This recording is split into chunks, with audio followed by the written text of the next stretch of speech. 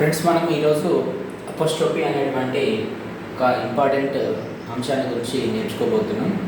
Apostrophe అనే దాన్ని ఎలా ఉపయోగిస్తామంటే, ఎగ్జాంపుల్ చూడండి.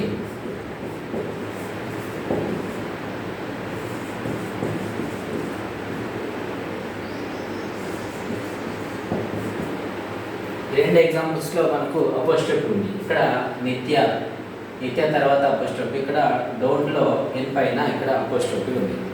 ఈ రెండింటిని ఏమంటారు అంటే, ఫస్ట్ దాన్ని ఏమంటారంటే పొసెషన్స్ అంటారు. ఫస్ట్ ఇది పొసెషన్, సెకండ్ ఏంటిది అని అంటే ఇది కంట్రాక్షన్ అంటారు. కంట్రాక్షన్ ఏంటిది పొసెషన్, ఏంటిది కంట్రాక్షన్ అంటే, ఏదైనా ఒక అంశం ఒకరికి చెందుతుంది అని చెప్పేది పొసెషన్. ఇక్కడ ఏమంటున్నాం, ఇక్కడ నిత్యాస్ డ్రెస్ అంటున్నాం. నిత్యాస్ డ్రెస్ అంటే అర్థం ఏంటిది, నిత్య యొక్క డ్రెస్ అని అర్థం. సో ఇది పొసెషన్.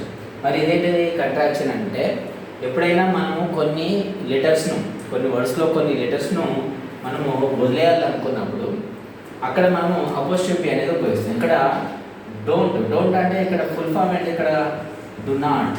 ఇక్కడ ఓ అనే ఒక లెటర్ను మనము ఇక్కడ లీవ్ చేస్తున్నాం కాబట్టి ఇక్కడ ఓకు బదులుగా మనం అపోస్ట్రోఫీ అనేది రాస్తున్నాం. కాబట్టి ఇక్కడ కంట్రాక్షన్ అంటేనేమో ఒక వర్డ్లో కొన్ని లెటర్స్ను మనం వదిలేయడం.